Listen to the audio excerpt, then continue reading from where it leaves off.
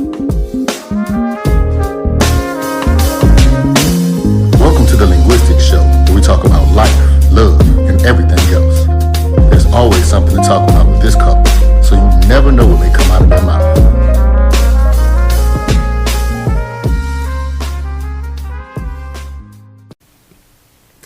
Hey everybody, welcome back to another episode of the Linguistics Show. I'm Karal. This is Jason. And so we're back at you talking about growing up in the DMV. Mm-hmm. And so by DMV we mean DC, Maryland, and Virginia. And by Virginia we don't mean all of Virginia or all of Maryland. We mean the DC metropolitan area. Yeah, Alabama's out. Howard County don't get included. Sorry. St. Mary's doesn't get included. Calvert County, you're not included. But Charles County made it. Barely. So for those of you all who don't know, we're both from the DMV. So Jason, where are you from? Oh, I was born in D.C., raised in Maryland, grew up in a lot of different places in Montgomery County. We moved around quite a bit. Lots of different places. So I couldn't tell you exactly where I'm from other than to say that I grew up in the area, basically. Yep, so he's from MoCo, also known as Montgomery County. And I am also from the area, the D.C. area, but I am from south of D.C. in Charles County. And so even though we're both in the D.C. metropolitan area, aka the DMV, we both have a different take on how it was growing up in the DMV. So for me, it was easy access to southeast, southwest DC. For Jason, it was northeast, northwest. And so let's just talk about how that maybe shaped us as individuals and also as a couple too. So Charles County is a rural county. It has like one major town, which is not even really major, which is Waldorf. And so Waldorf is part gentrified, part wannabe. How can you be gentrified if... Wait a minute. Because that's not the definition of gentrification. it started out with a white population, and then black people moved from southeast and southwest DC and from PG County to Charles County, i.e. Waldorf. So it's black gentrified? It's reverse gentrified? Is that what you're trying to say? That Waldorf, Charles County's reverse gentrified? Charles County is the product of white flight. So I guess it is a birth gentrification. Well, I mean, that's kind of the story of the entire suburbs of the Washington metropolitan area, but I digress. Okay, so for me growing up as a somewhat preppy young girl in Waldorf, I had no idea that people in Montgomery County existed beyond like what I saw on the news. So like on the news, there was rarely any talk about crime or other kind of issues in Montgomery County. And so when I met Jason in college, he's obviously a black man. And so me being ignorant, I didn't know I was ignorant at the time, but as I got older, I realized, that was kind of stupid to think that. So based on the news, I only thought that there may be like 5 black families in Montgomery County, which is clearly bogus, clearly makes no sense until I met Jason and then met others in college. So how do you think that growing up north of DC like shaped you? Shoot, I mean, it's definitely different than growing up down here, that's for sure, number one. And number two, I be wondering why you talk about where I grew up and your experience as far as knowing what Montgomery County was when you're talking about where you grew up. So that just goes to show that ain't nothing going on down this joint. That's first and foremost. There ain't nothing going on in Charles County. Now, number one, there's I will nothing going on. And say that we actually live in Charles County now. So that was never the long-term plan. That was never in the picture. But we moved down to Charles County, i.e. Waldorf, So for the if you kids. lived in, let's see, like the Los Angeles area, or you've lived in the Atlanta area, or you've lived in like a Chicago suburb or a New York, New Jersey suburb, then you understand, even Philadelphia suburbs to a lesser extent, you understand how Washington, D.C. is. So the locations that are closest to the city, i.e., like where I grew up, it's really an extension of the city. It might not be the city, it might be called the suburbs, but I grew up in the city. Like, I didn't grow up like in the middle of a subdevelopment. I grew up living in apartments and we moved every 2 years. When I was in school, I had to catch the metro to the station, then transfer, and then catch another bus to get to school every day. You got to take the school bus or walk. So I mean, there's a difference, and Wow. so that's part of it. It kind of gives you a different level of sensibility because one thing about Montgomery County, it's very diverse. Yes, you do have tons of very affluent white people. You have tons of very affluent people of all different races. But then you also have whole project development. You have plenty of really, really bad neighborhoods like Northwest Park and places in Wheaton and downtown Silver Spring and Tacoma Park and Langley Park. There's lots of places like in Gaithersburg and Rockville, for example, where you'd be like, well, this is a really nice neighborhood. And then all of a sudden you realize, no, it's not. There's just a ton of townhouses there and they're all Section 8. And so one thing I learned growing up in Montgomery County is it's very, very diverse. And secondarily, you learn early on about the haves and the have-nots. That's one thing you learn very early on because of that diversity, there is a diversity of income levels as well. And so you could be going to school with somebody whose parents are millionaires and you guys don't have the next meal for the day. And that's kind of was a reality for us growing up, that's for sure. And then you have someone like me who was born in D.C., lived in D.C. until I was, I guess, what, 3 days old. Which doesn't really count, but I was raised in Waldorf. And so when I went to college, I swore up and down I would never, ever, ever have any reason to move back down to Waldorf. My parents were down here, so was my sister. I would visit y'all, but besides that, I would never, ever move back down in Charles County. But I'm here. So Jason grew up, he had to ride the metro bus or the train to school. My high school was across from a farm, and so every morning, obviously, I had to ride a school bus or get a ride to school, but there was no walking to high school for me.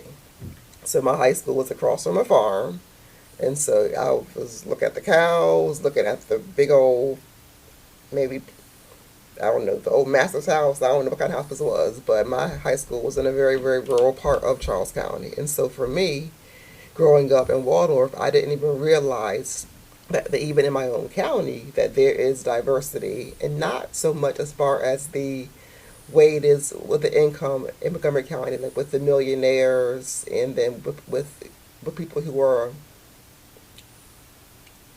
a bit more low income or totally low income. But in Charles County, you have areas that are in the western part, such as Marbury, Chickamunction. I'm just trying to think of some of those areas that have no running water. You have families out there that have no heat, no power, no nothing. So they're living like they're decades behind. And yet, me growing up, I had no clue that that even existed in my own county. Now we ain't talking about people that got their utilities shut off. We talking about people that don't even have utilities.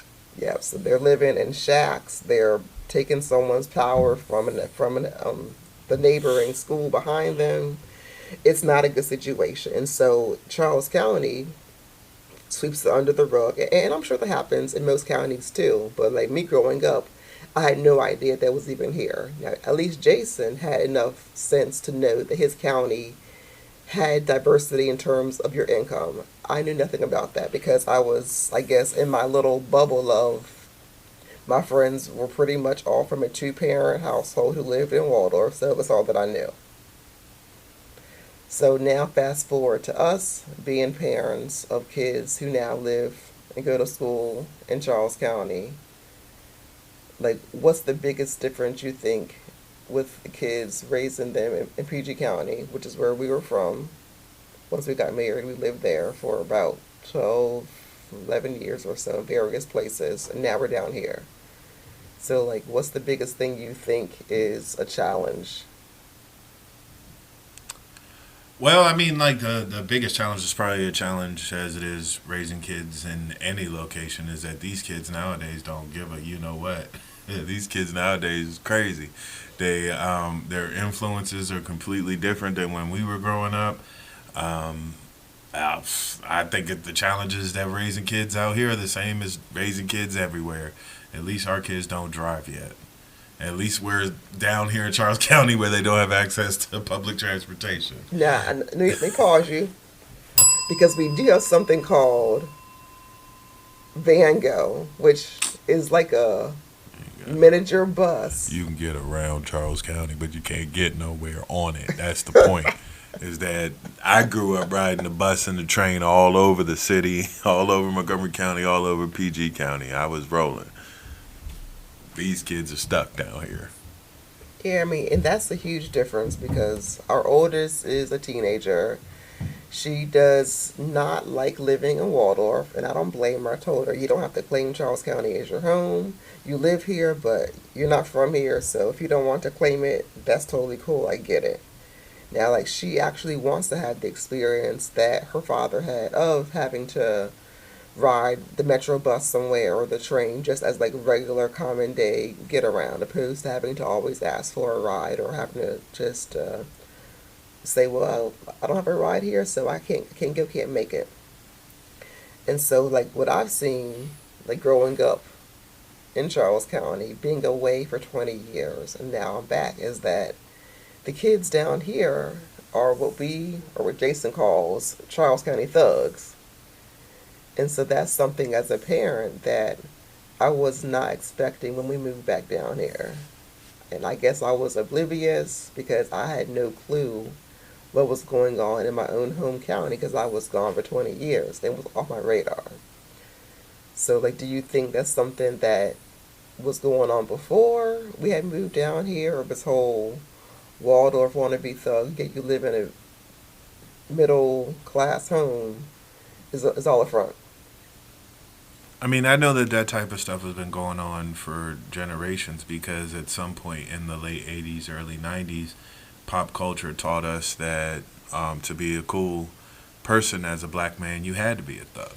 And so from that point on, pop culture, music, and movies reinforcing that stereotype over the years, it's pretty much a prerequisite that wherever you have young black men, they're going to act like gangsters, whether they have gangs or not. We could be down here in the suburbs, you could be in the middle of the hood, you could be in the country, you could be on the beach. Like, this is just unfortunately a aspect of young black men in America, is that we just have this phase, I guess, because society and not just pop culture and stuff that I mentioned before, but the people that you run into on a daily basis, the people that you talk to at school, the people that you deal with at work, people you see in the streets is just reinforced. And so that's why that happens. Has a lot less to do with Charles County in general and just kids needing a much larger sense of self, understanding who they actually really are, understanding their circumstances. Myself and my friends talk about that quite a bit. There's just a lot of these youngins that just don't understand their circumstances. I knew what my circumstances were growing up. That's why I'm not a gangbanger or nothing crazy like that. But then again, I'm not going to sit here and act like I had a silver spoon because I didn't. And so I think that to a lesser extent, it's not a Charles County thing, and it's more endemic of what's wrong with young black culture in general, that black men aren't seen of value unless they can dribble a basketball or can move some weight. And so, like, that's really the issue, not necessarily kids acting like they're thugs when they grow up in 6-bedroom mansions and their parents both have $100,000 incomes. Like, that's just a lack of self-knowledge, a lack of understanding of who they are, probably a lack of reinforcement from home as well as to who they are. But more specifically, that's endemic of a larger piece of our culture that, it might be time for another episode of, what's wrong with Black America. But that's part of it, that's part and parcel of it, is that at some point in the 80s, we were all convinced that we had to be hard, we had to be thugs, we had to be tough, or we weren't masculine. And so that's really, really the systemic problem, not necessarily the fact that these kids think that they're hard growing up in the suburbs. That's just individual stupidity. Natural selection will take care of them, if you know what I mean. They'll find a way to do something stupid and take care of themselves. But to your point, I knew lots of kids in that same scenario. I knew kids who grew up filthy rich and swear they're gangsters. Like, really, really went out of their way to be gangsters, even though they grew up rich. And then I knew kids who really grew up broke and went out of their way to only worry about school and do the right thing. So I think it's really a decision that someone makes with knowledge of self. They determine their own destiny. And I think that that's part of the problem, is that we spend too much time worried about what people think instead of what we think. You had a good point, that it could be a phase because excuse me. I hadn't thought about it as a phase. I thought about it as people were just trying to prove something to somebody, because obviously I'm not a man, and so I don't know how young boys and how grown men think. But you made some good points about, like, trying to prove to somebody that, oh yeah, I can be like this, doing it. Probably inside, you're a punk. And so that actually makes me think back to where we first lived once we had moved to PG County on Addison Road. And so then we look back to that journey of Addison Road to then moving to Camp Springs / Temple Hills, and then moving down here. I mean, sometimes I think that the kids growing up here in this area that we live in could never survive living in Walker Mill or Pickwick or anywhere over there. So, like, do you think that it's all a front then? Well, I think that in particular, kids are just going to adapt to their own circumstances. I mean, most people are just going to adapt to the circumstances around them. And so there are people that live down here that are in less than desirable situations, and they may have to resort to different things outside of the norm to make ends meet. So I get that. I just don't. I agree with what you're saying, that I do understand that there is just a generation of kids down here that don't need to go that route, but then just decide to go that route because that's what's popular. A lot of that stems, especially from men's perspective, a lot of that stems from how the women that they deal with, or the young ladies that they deal with, respond to them. A lot of that, again, has to deal with TV and social media and everything that prompts them to feel as though that they're less than a man if they don't act like that. And so, I mean, I don't know that necessarily people are, trying to act out as much as it's just part of what our culture is, and it's just much more identifiable because we're dealing with people who don't need to have done that based on their circumstances. So then it sounds like it's a bad boy phase. Like, would you say it's that? Like when you're in high school or middle school? Well, I don't know there's as much as a phase as much as it's something that we're all raised in and we have to figure our way out of. So I guess to that perspective, it's a phase, but I don't know that it's as much of a phase as much as it's an indictment. It's what we are told we are. And so you either embrace it or you don't. And so I don't know that it's as much of a phase.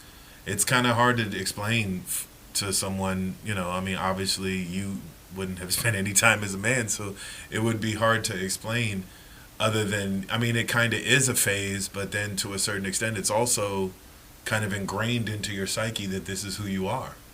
And so, I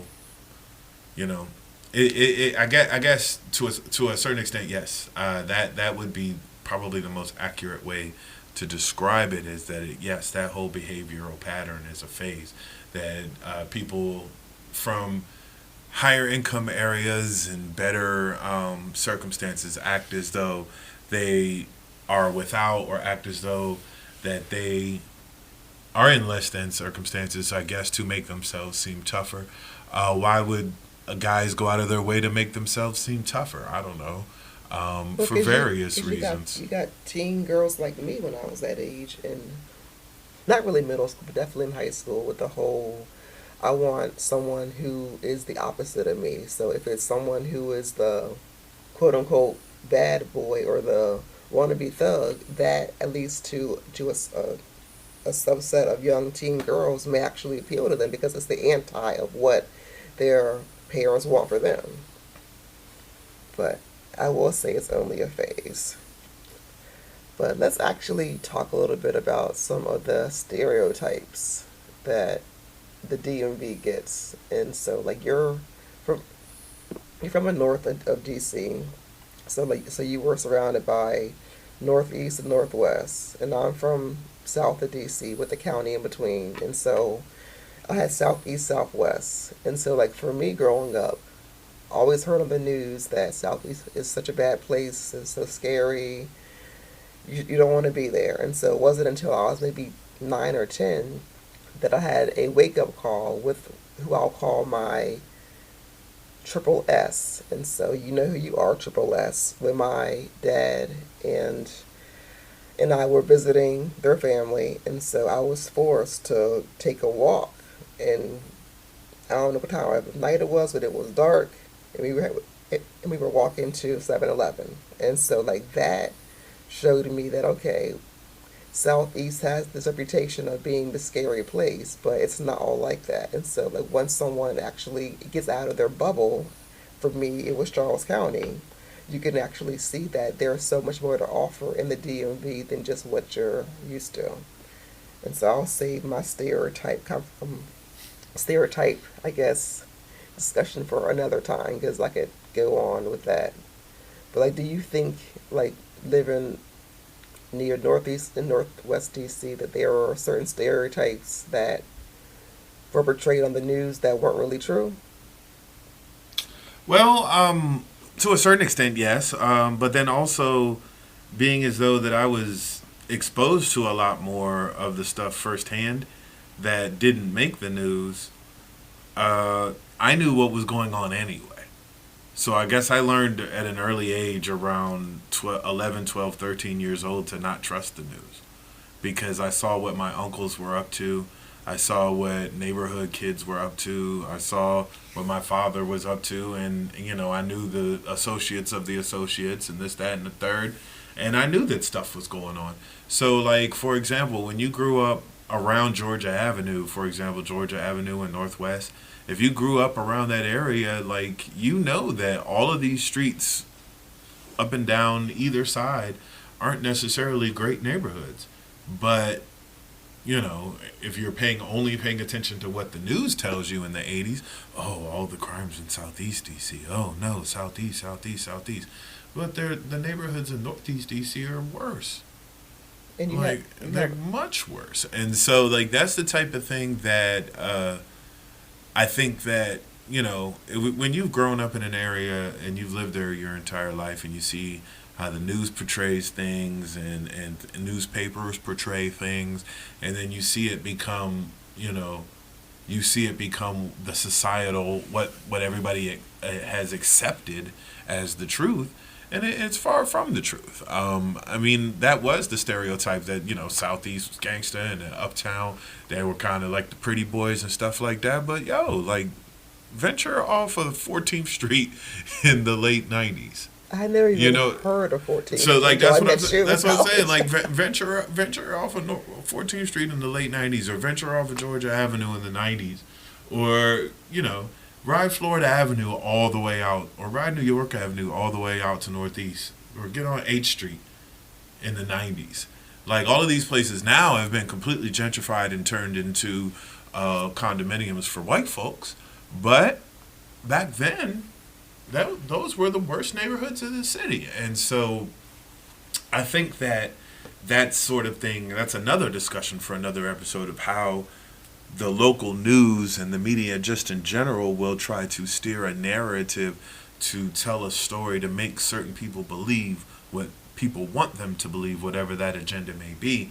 And I think that in the 80s and in the 90s in particular, the whole agenda that Southeast DC was evil. Oh my gosh, Southeast DC is such a scary place. Which, oh my for the gosh. record, it's not a scary place. I learned at age 10 that, okay, if I can handle walking down the street with a friend of mine the same age and we're not getting shot at, that obviously the news is lying.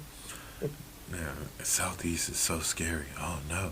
Like if that's what the news has convinced you, then that's what shapes people's opinions, and then it shapes your real estate pricing, and it shapes lots of different things. So that's where I always tend to lean towards experience. Once you've experienced something, you have a much better idea of what's actually going on.